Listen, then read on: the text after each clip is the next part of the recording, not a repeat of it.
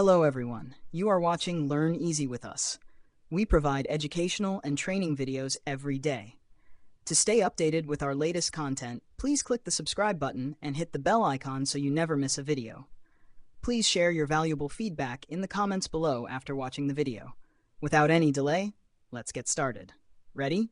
Let's dive into today's topic. In the previous lesson, we saw how we could use the plus sign either to concatenate strings together or as a mathematical operation where we add two integers or two floats, basically two numbers together. In this lesson, I want to show you some of the other mathematical operators that you have access to, in addition to adding. The next obvious one is subtraction, so 7 minus 3, you would just use the minus sign. But then when you get to multiplication, it's a little bit weird. Instead of using the x or some sort of time symbol, you actually use the asterisk. So you would say something like 3 asterisk 2, and that would be 3 times 2. Now the final one is division, and that's done using the forward slash. So 6 divided by 3, and when that prints out, it'll give you 2. Now, one thing to notice here is that whenever you're dividing things, you actually always end up with a floating point number. So you can see even though 6 divides into 3 cleanly, we're still getting 2.0. And in fact, if I put a type check around this division, you'll see that it'll print float instead of integer. And this is just the default Python behavior. It's something called implicit typecasting because Python is implicitly converting the result here into a floating point number. Now, sometimes you might not want that. So there is an other Python division operator that might be worth knowing about. And it's simply done with 2 forward slashes. So now when I run it, you can see what comes out is actually an integer. And I can do a type check just to confirm that as well. Instead of float, it's coming out as an integer.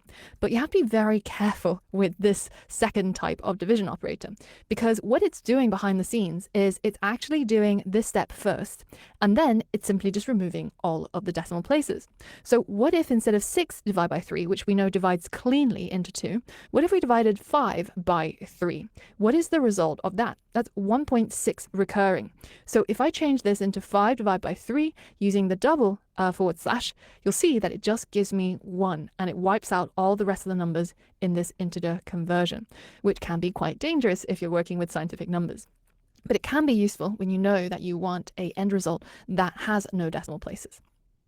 Now the last one that's really useful is 2 asterisk signs. And this gives you access to the exponent, or when you want to raise a number to a power. So for example, if you wanted to get hold of 2 to the power of 2, then you would write it like this. And 2 to the power of 2 is, of course, basically just 2 times 2, which is going to be equal to 4. Now, if I change this to 2 to the power of 3, then that's going to be 2 times 2 times 2. So that should be 8, and so on and so forth.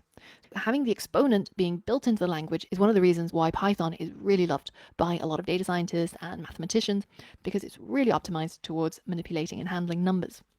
Now, one of the things that you have to be careful about when you are doing these mathematical operations is when you have more than one operation on the same line of code, then there's a certain level of priority. So some of these operations like division or multiplication are going to be first class, whereas other ones are going to be more economy, like the plus and minus. And the rule that you might have remembered from high school is something called PEMDAS. It basically states the order of priority is parentheses, exponents, multiplication, division, addition, and subtraction. So the things that happen first are the things inside brackets, then it's our exponents, then it's our multiplication and division, and finally, the lowest priority is our addition and subtraction. Now, it's a little bit deceiving because of this order. It makes it seem like as if multiplication happens before division, but actually they are equally important. And when it actually comes to your calculations, the calculation that's most to the left is the one that will be prioritized between multiplication and division. So let me give you a real life example to make this more clear. Let's say we had a line of code where we wanted to multiply 3 by 3 plus 3 divided by 3 minus 3. If I was to execute this entire line of code and print it out into the console, here's the time where you play computer again and guess, using what you've learned here, what exactly will be printed. Because you will get a number printed. It will calculate this entire line of code for you, but the order matters. Is it going to first add 3 to 3, then multiply the result by 3? Or is it first going to divide 3 by 3 and then add 3 to it? What is the order? And I want you to really pause the video and have a little play with it on pen and paper before you come back and we'll show you the result. Using our rule PEMDAS, we can see the first thing that happens is what's in the parentheses, so that doesn't matter. The next thing are exponents. We don't actually have an exponent here. We don't have 2 to the power of 3 or something to the power of anything, so we can ignore that as well. So the next level is the multiplication and division. And as I mentioned, they are of equal importance. So this 3 times 3 and 3 divide 3 are both equally important, but the calculation goes from left to right. So the first thing we see is actually the multiplication.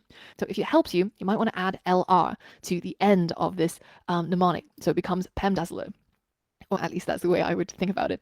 So even if this was division and this was multiplication, this calculation will always get executed first. Coming back to the question I asked you, what do you think this number would be?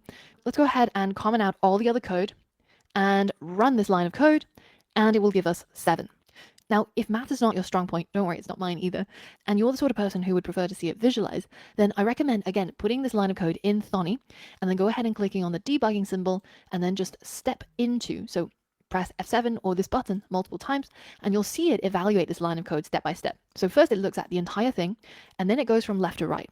And the first calculation is 3 times 3, and that is the one that's going to execute first, and it becomes 9. Next, it's going to look along this line of code and see that the next most important thing is this division here, 3 divided by 3. So it's going to carry out that next, and that becomes 1. So now 9 plus 1 is going to be the next thing because it's the most to the left, and then it becomes 10 minus 3, and we finally get the result of 7. So now here's another challenge for you.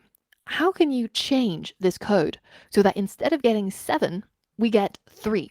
How can you change this line of code given what you know about PEMDAS? See if you can figure it out. Pause the video now. All right, so this will involve a little bit of trial and error, and the most important tool we have access to us is the parentheses or the brackets. This means that we can actually isolate bits of our code which normally have very low priority and turn them into higher priority operations. If we added a set of parentheses around our 3 plus 3, then out of all of these calculations, this particular one suddenly becomes the highest priority and it will happen first. So if I change what I've got in Thonny to our new version and go ahead and debug through it, the very first calculation it's going to perform is this 3 plus 3 inside the brackets, and we end up with 6. So then it's going to go again from left to right, prioritizing multiplication and division. So then it's 3 times 6 is 18, 18 divided by 3 is 6, 6 minus 3 is 3. Just by isolating certain calculations, you can elevate it to right at the top of the priority list, and you will be able to perform the calculations that you need. Now that you've learned a lot about calculations and performing mathematical operations using Python, I've got another code challenge for you. So head over to the next lesson and you'll be able to discover it there. Thanks for watching the video till the end. Please leave your thoughts below so we can discuss more about the topic. If you'd like to suggest a video that could help the community, feel free to message me on X or Instagram. We also share short videos on Instagram, so make sure to follow us there. Feel free to reach out. We'd love to hear from you, and might even create a video based on your suggestion.